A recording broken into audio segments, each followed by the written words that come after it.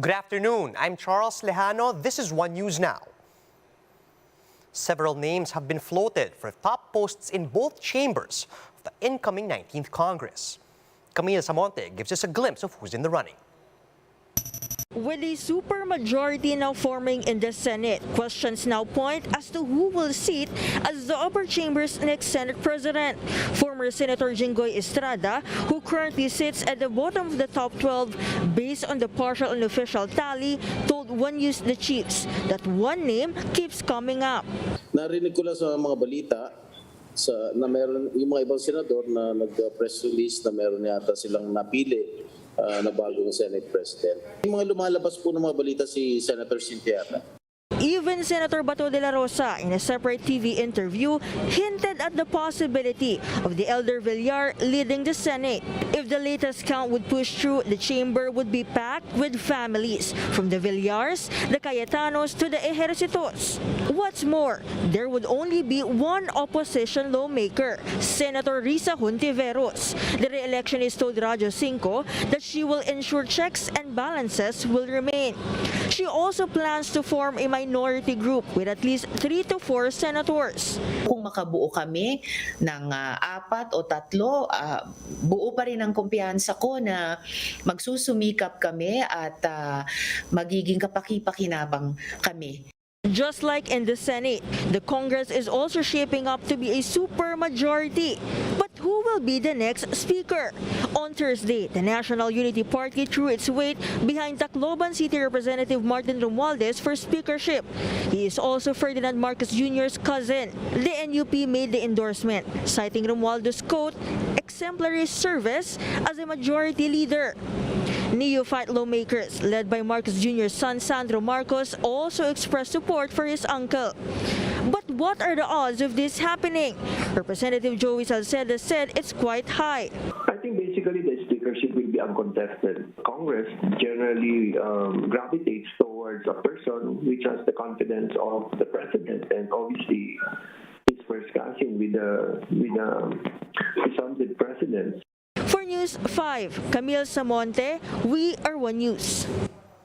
Meanwhile, Ferdinand Marcos Jr. spokesperson, Attorney Vic Rodriguez, speaking over at their headquarters in Mandaluyong. Let's listen in.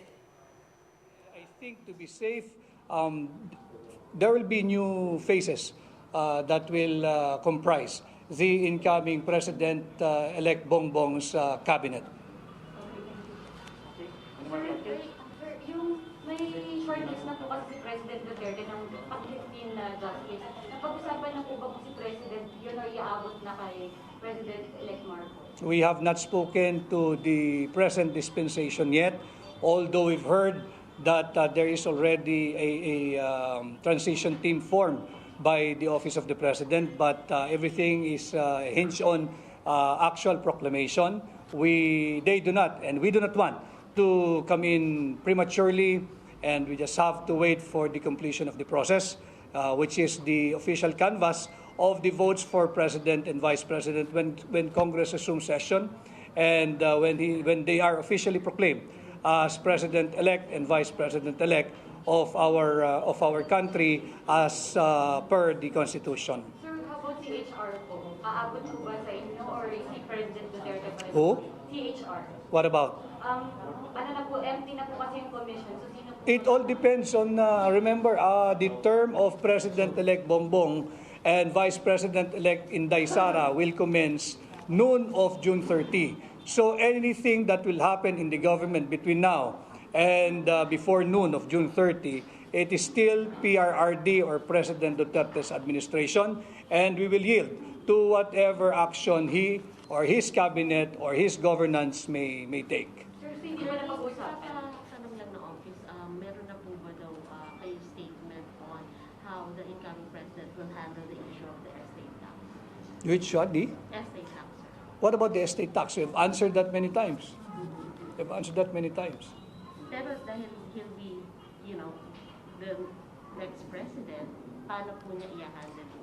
The President-elect Bongbong, once he is president and even before he assumes officially as president, siya ay manunumpa sa ating saligang batas, siya ay manunumpa sa ating watawat.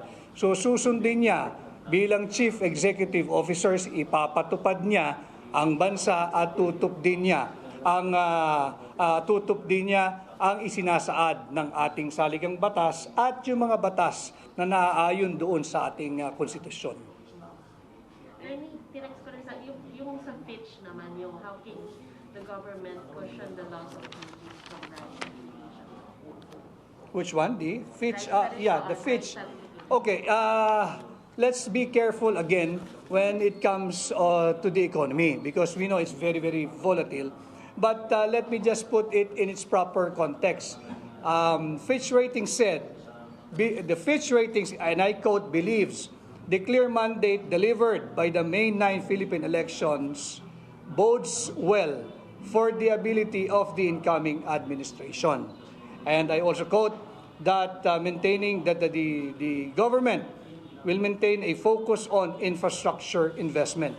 So I think it's very clear when taken into its proper context, the report of Fitch, and it will also worth stressing that all the negative news that have been coming out lately, and that they are attributing it to the May 9 election, has been effectively debunked with the statement of Fitch as well. And I quote, "We will be able to better assess the impact of the Marcos government's policy agenda once key appointments are finalized, notably within the economic team." So all else is, I think, Sandra, premature or misdirected. Sir, on rice tariff, Sir, I'd just like to ask, the missing Pablo Picasso piece that PCGG wanted to seize was spotted in the house of former First Lady Imelda Marcos. Was this the original, sir, or just an imitation? The allegation is coming from, I believe, the former chair of the COMELEC. You know, it's very easy to be agitating people, making allegation, making accusation, when you are thousands of miles away from your motherland. I invite you, Chairman Andy Bautista, to come home. If you're confident enough, make your allegations here in person, and so that, to be fair to the Filipino people, we can also hold you accountable for the many misdeeds and allegations as to the conduct of the 2016 elections. Sir, I'll follow up on that kasi I saw the records, nakalagay talaga sa return of the writ yung reply statement, but it looks like the one in the output. We will not follow the narrative and the cold allegation of somebody who is thousands of miles away from his motherland. Umuwi ho kayo rito, dito niyo gawin yung inyong aligasyon, nang sa ganon, mapanagot din po namin kayo doon sa napakaraming bintang at aligasyon tungkol sa kung paano ninyo pinatakbo yung 2016 elections. Maraming salamat to at magandang hapon. Thank you.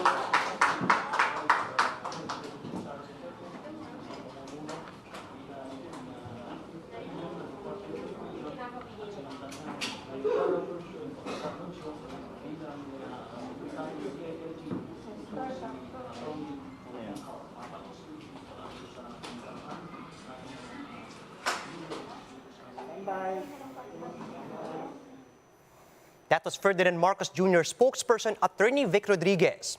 And we heard him explaining that their camp has yet to formally speak with outgoing President Rodrigo Duterte. In other news, re-electionist Senator Win Gatchalian says he's also vying for the Senate presidency.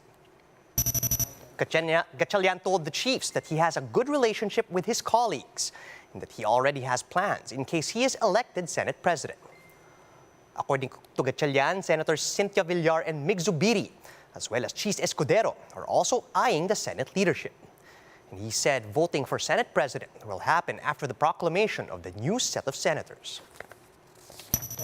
Yes, I'm vying for the Senate presidency since re-electionist naman ako, and I've been in the Senate for the last 6 years.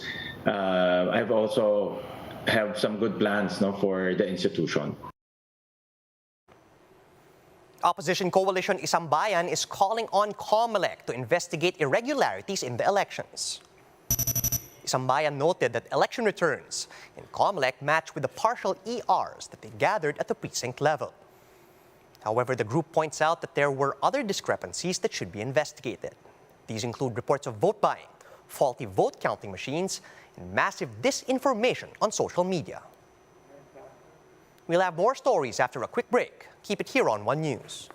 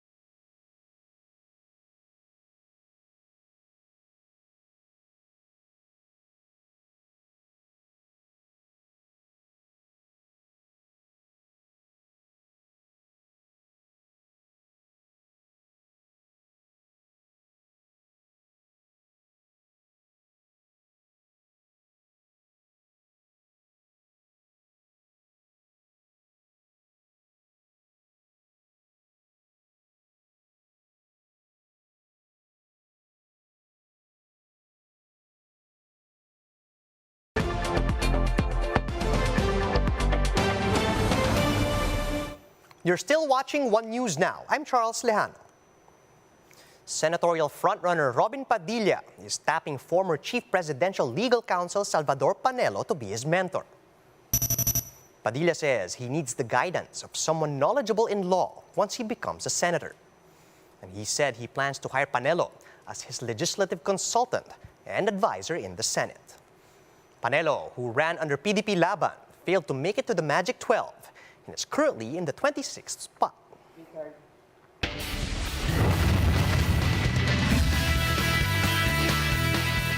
The Ateneo Blue Eagles and the UP Fighting Maroons are looking to make history as they slug it out one last time in Game 3 of the UAAP Season 84 Finals.